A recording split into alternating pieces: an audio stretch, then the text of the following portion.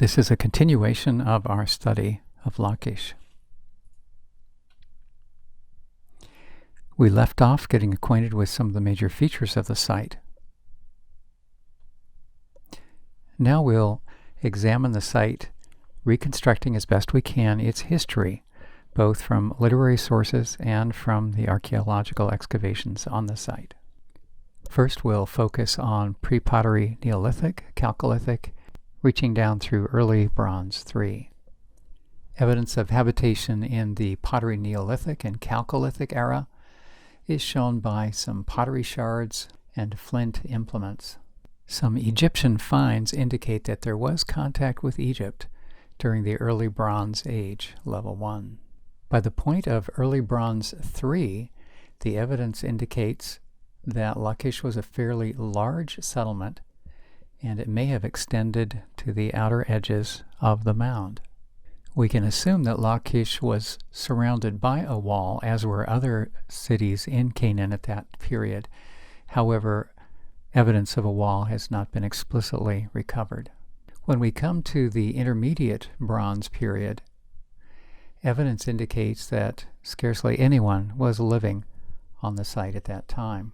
It was either abandoned or else it had been destroyed.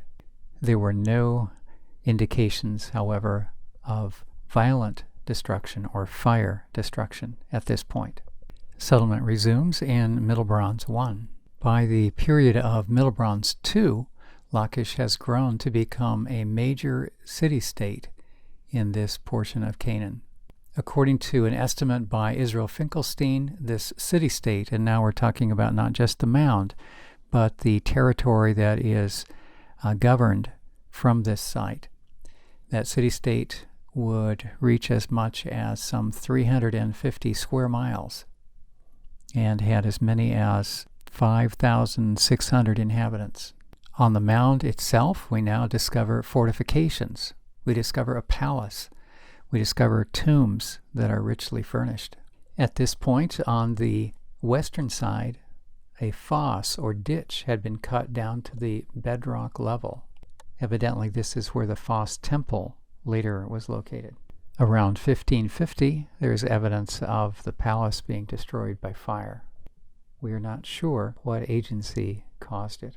Population then diminished until the late Bronze Age, and at that point, Lachish became one of the most significant city-states in Canaan. Here is what Dennis Pardee in his article has to say about the literary evidence concerning Lachish. He writes, Papyrus Hermitage number 1116a, dated to the reign of Amenhotep II, and that's around 1450 to 1419 BC. This is the earliest written source referring to Lachish. It records food presentations to envoys from Lachish and other Canaanite cities.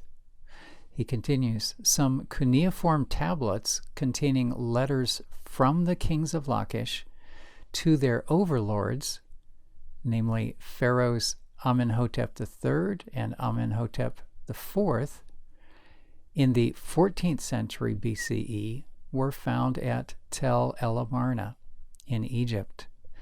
Perhaps you've heard of the El Amarna letters, so here is a context for some of those letters. 15th century, coming from kings of Lachish, being sent to Egypt, and Egypt at this time has hegemony over Lachish.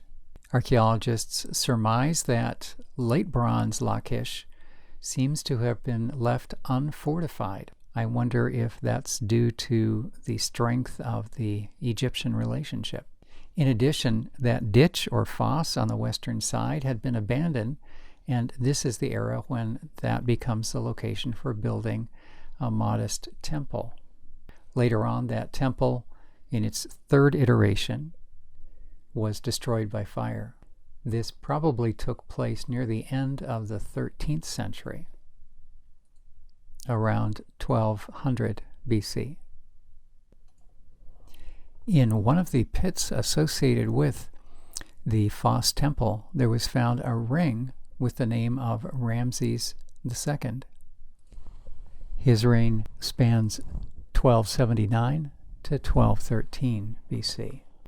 The next group of observations tend to be labeled as level 6, which you can see on the chart corresponds to Late Bronze 3B. This is the 12th century BC. At this point, Lachish is a prosperous Canaanite city. The Phos temple has been rebuilt, and there's a new sanctuary located up on the Acropolis, that is the mound itself. In the Acropolis temple, we have discovered that it was supported by cedar from Lebanon beams, which rested on 2 enormous columns, so a substantial structure.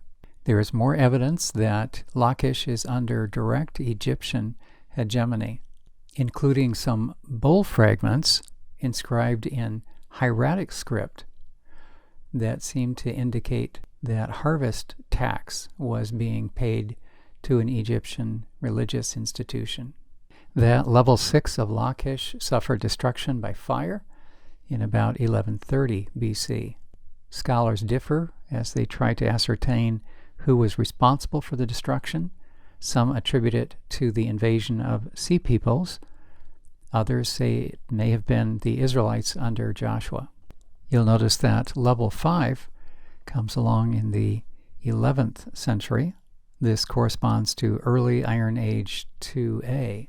It's at this point, as Lachish is being resettled, that archaeologists register the beginning of Judean settlement. One of the indications is the appearance of pottery that has a red slip over it and is burnished, but in an irregular fashion.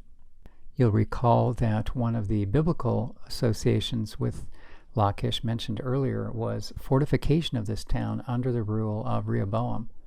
That would take place at this point in time. It corresponds to some of the fortifications and buildings discovered at this layer. Yohanan Acharoni discovered a cult room in the area of the solar shrine, and it's instructive to discover that this cult room was destroyed by fire. Evidence of destruction can be found in other regions too, such as one zone known as Area S. Although archaeologists can't date this level 5 and its destruction with absolute certainty, some, such as Pardee, suggest that it came at the hands of Pharaoh Shishak, also known as Shishonk, who carried out a campaign around 925 BC. As we come to stratum 4, we're entering the late Iron 2A, reaching down to around 900 BC. And here archaeologists discover that the city became protectively surrounded by massive fortifications. The city gate, which you'll recognize was on the southwest, was now furnished with a roadway that ascended into the city. The outer gate now has a protecting bastion, and we have the 6-chambered inner gate. The city gate is the largest and the most massive gate for this period of the kings of Israel. It's instructive to learn that the main city wall, constructed of mud bricks on a stone foundation, had a thickness that ranged to nearly 20 feet, 19.7 feet. The palace fort is built at this time on a fairly grand scale. Also, the great shaft that we mentioned earlier is dug out at this time. As suggested earlier, some thought of it initially as a water source. More likely it was a quarry from which they mined out stones that were used in the level 4 monumental structures. In this era, the well located just over the brow of the hill in the north region was added to the strengthening the fortification and the resilience of this city. It reaches 144 feet in depth. On either side of the structure known as Palace B, there's evidence of a storehouse and a stable for horses. This is reminiscent of the stable complexes found at Megiddo. You'll recall earlier mention of the flight of King Amaziah to Lachish when he was threatened in Jerusalem. Pardee observes that the fact that he would choose a city like Lachish as refuge, it points to the fact of how important this city was in the larger kingdom of Judah. There's evidence that level 4, that is late iron 2A, suffered destruction. Researchers are unsure of the cost.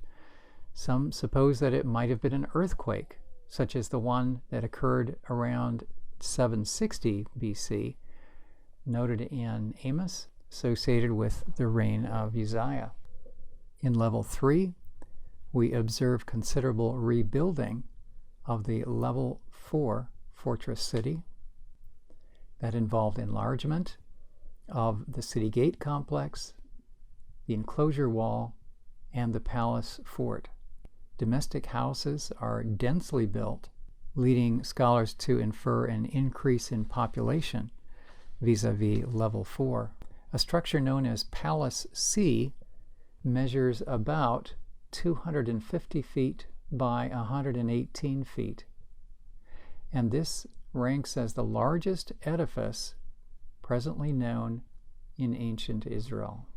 Level 3 came to a close with archaeological evidence of burning in the city in all of the structures of level 3. This came at the hands of the Assyrians in Sennacherib's attack of 701 BC. To effect conquest of the city, the Assyrians launched an attack with the help of a large siege ramp in the southwestern corner. In the Starkey excavation of the 1930s, that team unwittingly dismantled some of that siege ramp, not realizing that it was a military edifice. That particular site was chosen by the Assyrians because other areas surrounding the city were marked by rather pronounced ravines, in contrast to the relatively gentle slope of the southwest corner. They estimate that Assyrians amassed between 13,000 and 19,000 tons of stone. They went through the effort to join the stones of the upper layer with mortar, creating a fairly solid surface. Since the siege machines needed rather level ground to roll forward, an earthen platform was placed on top of the siege ramp. Keep that in mind as later on in the Lachish reliefs you see the artist's stylization of the siege ramps, and they look like a brick paved road. The siege ramp ranged from 70 to 75 meters wide. That would be about 220 feet wide, and was some 50 to 60 meters long, so 150 to 180 feet long. Pardee describes what the defenders inside the wall did as a countermeasure. He writes that the defenders laid a counter ramp against the inner side of the city wall opposite the siege ramp. It was composed of mound debris topped by a layer of limestone chips. At its apex, it is about 3 meters higher than the top of the city wall, forming a basis for a new defense line apparently erected there.